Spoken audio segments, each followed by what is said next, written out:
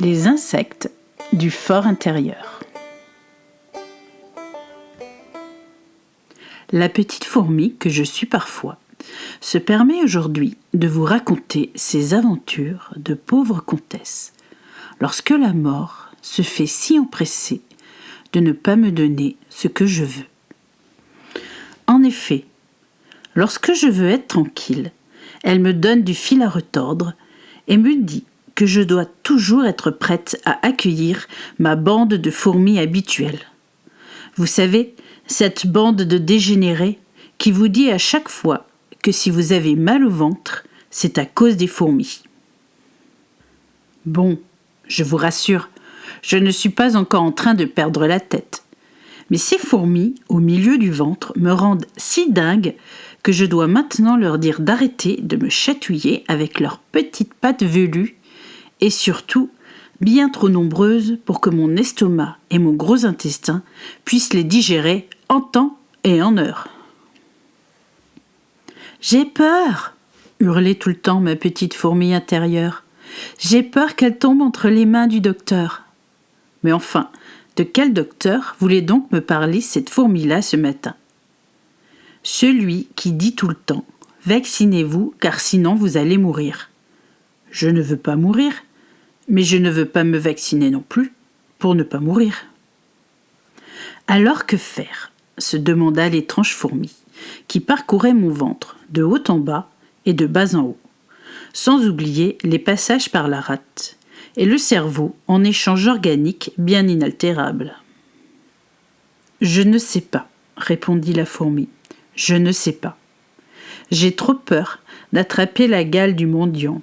Alors que vous voulez tous que j'attrape celle du petit mouton sans fin de savoir ce qui se passe autour de moi. » Mais que devenaient donc toutes ces fourmis qui se baladaient dans le ventre de cette comtesse ? Non pas que cela aurait pu être moi, mais non, dans ce cas-là, il s'agit de la comtesse du baron voisin, celui qui met tout le temps en friche les champs pour ne pas avoir à en supporter la récolte du maïs. Car le maïs, il n'aime pas ça. Et encore moins lorsque les fourmis du ventre de sa femme le mettent en colère lui aussi. Parce que le baron de la comtesse, il n'aime pas la mort non plus. Elle l'empêche de continuer à vivre lui aussi, avec toutes ses surprises annuelles, mensuelles et presque journalières sur sa petite télé du salon, destinée plus ouvertement à la chasse et aux trophées du baron de la chasse qu'il est. D'où le surnom de baron. Parce que c'est à la chasse que son nom de comte du comté de la chasse aux cerfs s'est transformé en baron de la non-tonte du maïs, car il n'aime plus battre le grain jusqu'à la lie, depuis que sa femme fait preuve de réticence à la disparition de ses fourmis. Quelle histoire de dingue je vous raconte là, allez-vous me dire. Un baron, une comtesse et des fourmis. On se croirait dans un mauvais film de série B+, prime ou autre lettre de l'alphabet grec, allez savoir. Car je n'aime pas trop vous perdre entre mes insectes et mes voisins du baronat, comptant les misères de la chasse aux cerfs. Mais en fait, là où cette histoire devenait de plus en plus loufoque, c'est que le baron du maïs pas tondu et de la comtesse du baron aux fourmis ne se retrouvaient plus dans cette étrange demeure qu'était la leur, car la mort s'y trouvait partout. Alors, quand je parle de la mort, je parle pas de celle qui fulmine sur les écrans de télé, avec du sang et des taches de sang retrouvées grâce au luminol bleuté du manant de la police fédérale américaine, mais de celle qui met toujours fin à des trucs qu'on aimerait ne jamais voir s'achever. Ainsi, le comte et la comtesse du baron aux cerfs se mettaient à compter les jours avant de voir la mort s'attaquer à leurs propres affaires, sur leurs propres corps d'âmes esselées, face au danger même de la mort. Mais que faire ? Se disait ma voisine la comtesse. Que faire ? Je ne puis que m'incliner face aux directives de vie de la mort. Je la regardais, interloquée par tant de compréhension de ce qui lui arrivait, mais également par tant de résignation face à la situation. En effet, la comtesse attendait sagement sur son fauteuil en velours noir que la mort vienne la chercher, alors que sa fourmi montait toujours les 4 marches du cerveau à la rate, en passant par l'estomac et le gros intestin, pour lui signifier qu'elle avait peur de la mort, le tout agrémenté de passages aux toilettes intempestifs et douloureux, pour éviter de vomir la fourmi tout en digérant ses pattes et ses ardeurs sur la paroi digestive de madame. Bon, j'arrête là la description peu ragoûtante du système digestif de la comtesse. Mais quand même, je n'y comprenais rien à leur vie. À toujours attendre la mort, qui finalement n'était pas si pressée que cela, puisqu'elle ne venait toujours pas. Des mois et des années passèrent sans que la mort ne vienne les chercher, jusqu'à ce jour de printemps où il fallait absolument éviter la mort pour ne pas mourir. Quoi de plus basique comme conseil finalement que de rester enfermé chez soi pour éviter de rencontrer la mort, car elle se balade souvent en mobilette dans le champ de maïs inexistant du baron de la chasse aux cerfs. Ainsi, monsieur et madame n'allaient même plus vérifier que les cerfs aient à manger pour la saison à venir, car la mort pouvait à tout moment les tuer dans son sillage de facteur à mobilette, qui, comme une missive sans accusé de réception, vous mettez hors d'état de nuire face à la lettre du commissariat de l'indépendance énergétique, quand la facture se fait on ne peut plus exorbitante. Mais là, je pense tenir un autre sujet pour une histoire plus drôle, je pense, que la mort et sa mobilette. Mobilette, qui d'ailleurs pétarade dans les rues lorsque le manant usuel a tellement peur de la voir en face. Mais enfin, elle a rien d'autre à faire, la mort, que de marcher avec sa faux 3 fois trop grande pour se balader maintenant en mobilette avec sa faux encore pire que 3 fois trop grande accrochée à son dos. Elle frise le ridicule, la mort, ces jours-ci. Entre la fin du monde en Italie, lorsque la France refuse de marcher avec ses compatriotes sur les pavés du marché aux poulets, parce que le coq, il aime pas les poules pas fraîchement exportées du marché de l'aviculture amérindienne, et que les coqs, ça n'aime pas les poules si elles ne sont pas en bonne pâture pour manger le bon grain. Mais voilà qu'on en revient au baron, qui n'avait toujours pas cultivé le maïs, et qui faisait que les Français, ils devaient chercher des poules à l'étranger. Car ici, dans le bois aux cerfs du baron, plus de maïs. Même les cerfs en avaient profité pour partir. Sûrement qu'ils avaient peur, eux aussi, de la mort en mobilette. Ou plutôt, du manque de maïs dans le champ du dit baron, qui ne rêvait qu'à mourir en paix, tout en se cachant de la mort. Tout cela devenait bien trop compliqué pour moi. Parce que la mort, elle vous trouve toujours d'une manière ou l'autre. Regardez, l'autre jour, en cherchant mon sac à main caché je ne sais où, j'ai failli mourir de peur, de honte et de colère face à ma propre petite fourmi, qui elle aussi courait sans s'arrêter, du haut en bas de mon esprit, pour finalement se fier à l'instinct du comte, qui retrouva mon sac à main au milieu de ma course effrénée de fourmis, en me disant de stopper l'escalator à émotion pour réfléchir 2 minutes, et que la mort ne viendrait sûrement pas à me remplacer pour me dire de déguerpir face au plus incommensurable des problèmes pour une femme, celui de perdre son sac à main. Bref, la poule aux œufs d'or venait de frapper à ma porte. Enfin presque, parce qu'il s'agissait de la comtesse d'à côté, qui avait enfin compris que la mort ne viendra pas la chercher, parce que le baron avait remis en route sa moissonneuse-batteuse pour récolter le maïs semé au printemps par sa petite fourmi intérieure. Je n'y comprenais plus rien à leur histoire de fourmis et de maïs, et encore moins vous, mes fidèles auditeurs. Car la fourmi peut nous rendre dingues, mais dingues, à un point où on ne comprend plus rien au monde qui nous entoure. Regardez mes voisins du baronnat aux cerfs. Ils sont devenus sensés à force de ne plus rien comprendre à la fourmi. Ils ont replanté du maïs parce que la poule de l'italien ne parlait pas bien le français, et que le coq se retrouvait ainsi en mauvaise fortune, et que les poules ne sortaient plus du poulailler. Mais que vient faire cette histoire de poule au milieu du champ de maïs ? Mais la poule a besoin du pain pour exister. Comment ça, du pain ?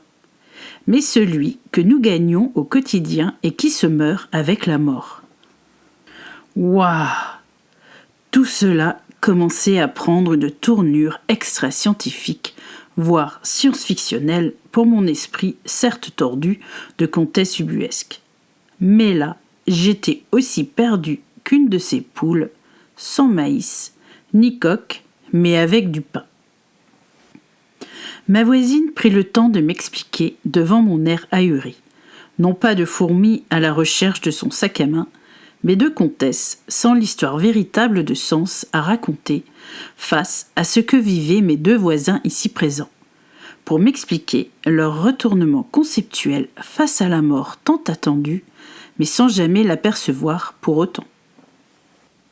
Alors là, foi de comtesse, je me retrouvais sans dessus-dessous.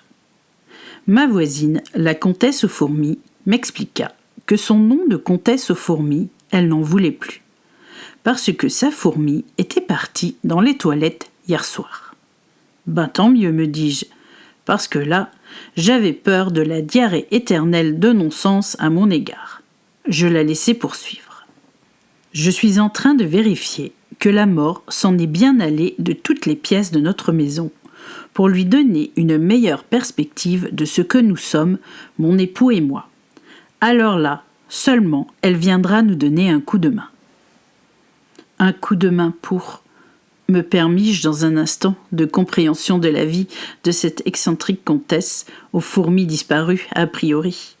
Mais un coup de main pour nous aider à reprendre le bon chemin et faucher les blés du dernier en cours de friche, pour ne plus jamais avoir besoin de l'entretenir ad vitam. Donc, vous avez créé un nouveau chemin pour rentrer chez vous, dis-je encore dans l'incompréhension la plus totale de leur histoire de fou. Mais non, ma chère voisine, je veux dire par là que le chemin nouveau est celui du maïs nouveau, pour les poules nouvelles et italiennes si elles veulent, peu importe, car je ne cherche plus à attraper le facteur à mobilette pour qu'il me tue de son âme de faucheuse patentée. Mais que dire en retour du mauvais jour, à part que l'univers ne m'a jamais appris à attendre la mort en paix, mais de me chercher partout pour que surtout elle ne me trouve pas. Ok, et là, vous n'avez plus peur qu'elle vous trouve alors ? Ben non, puisque je ne la cherche plus nulle part, ni dans mon téléviseur, ni dans mon ventre, et ni dans ma bouche lorsque je ne mange plus pour mourir sans problème de cholestérol. Du coup, je vais à nouveau pouvoir t'inviter pour manger de la tarte au citron alors. Oui, ma très chère voisine, oui, tu comprends alors. Oui, je comprenais enfin ce qu'elle voulait dire par là. Elle ne voyait plus la mort comme un obstacle impossible à éviter, mais comme une fin à toute chose, le genre qui nous aiderait à démissionner d'un job à la con, parce que finalement, il y en a d'autres des jobs, et peut-être plus intéressants à la longue. En gros, à chaque fois qu'on achève quelque chose qui ne nous tenait pas à cœur, ou qui nous empêchait d'avancer vers un mieux-être de quelle sorte que ce soit, on rencontre la mort. Non pas sur sa mobilette, mais sur son fil d'équilibriste universel. Celui qui lui demande toujours de ne pas trop tuer de gens ou de situations pour mieux les repérer en bonne place par la suite. En fait, la mort, je l'ai croisée souvent alors, répondis-je à ma voisine. Mais oui, lorsque tu contes une histoire et qu'elle s'achève, ben tu donnes la mort au personnage, pour mieux en voir renaître d'autres par la suite. Oui, mais bon, cette fois-ci, je ne vais pas leur donner la mort, mais les mettre en exergue face à la situation actuelle, où je décide de convoquer la mort au déjeuner, pour qu'elle arrête de me servir des patates en guise de repas, car de temps en temps, je mangerai bien un beefsteak bien juteux au dessert. Qu'à cela ne tienne, je donne en partage mon beefsteak au boulanger, afin de mieux pouvoir donner du pain aux poules de la voisine. Vous savez, celles qui ne mangent que du maïs non OGM du baron aux cerfs. Bref, ceci est une autre histoire. Je m'en vais me reposer à présent, car la mort m'a épuisé à vouloir m'expliquer au travers de la comtesse voisine qu'elle n'est pas là pour me tuer, mais pour m'expliquer que chaque chose a une fin, et que souvent, elle permet de passer à autre chose dans la vie, avant de nous pousser à notre trépas. Bonne nuit à tous, en attendant de voir passer la mort sur sa mobilette, pour lui dire qu'elle pourrait, de sa faux, couper quelques cordons ombilicaux, ou non, pour nous permettre d'avancer un peu plus sereinement à l'avenir. Et si vous regardez bien, vous la verrez sûrement sourire, au lieu de sa tête de mort, pas franchement utile pour couper un champ de maïs ou évacuer une fourmi par la porte du monde à venir pour nous tous. Bon dimanche en ma compagnie, pour ceux qui lisent les nouvelles de la semaine, avec ma bouche de conteuse en fond d'écran. Je les en remercie et pense partir un peu plus tôt ce soir pour donner du fil à retordre à la mort. Parce que ce soir, j'arrête de manger des friandises au miel et à la cannelle bien trop sucrées, pour ne plus voir venir les miasmes du dégénéré qui veut encore me vendre une sorte de peur ce soir au journal télé. N'ayez pas peur, je ne crains pas de mourir du diabète, mais plutôt de l'indigestion de mort annoncée pour ma vie de femme ainsi présente sur Terre, face aux âneries en ce sens du journal le plus vu, et pourtant le plus indigeste du moment. Celui du manant qui pense tout savoir, alors qu'encore une fois, il n'a rien compris à ce que la mort essaie de nous faire passer pour message. Moi, je dis qu'elle devrait essayer de faire passer le message en essayant la tenue de la paix, un peu plus blanche et moins effrayante, à la longue des heures passées à la chercher partout sans la trouver. Mais si ça se trouve, elle a déjà changé d'habit, et nous ne le savions pas. Alors c'est décidé. Maintenant, je ne cherche plus la mort, mais la paix. Du coup, je peux continuer la cannelle et le miel, parce que ça m'apaise à un point, vous pouvez même pas savoir.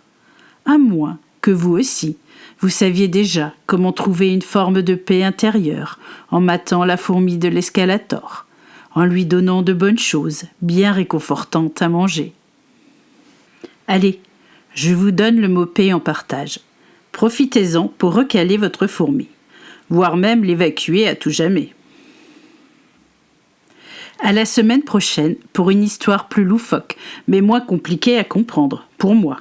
Car pour vous, je ne me fais aucun souci. Vous savez où me chercher et où me trouver.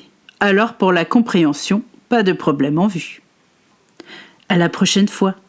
Une comtesse sans fourmis, ni démon intérieur à combattre, pour ne plus pleurer une mort inexistante lorsqu'on arrête de la chercher.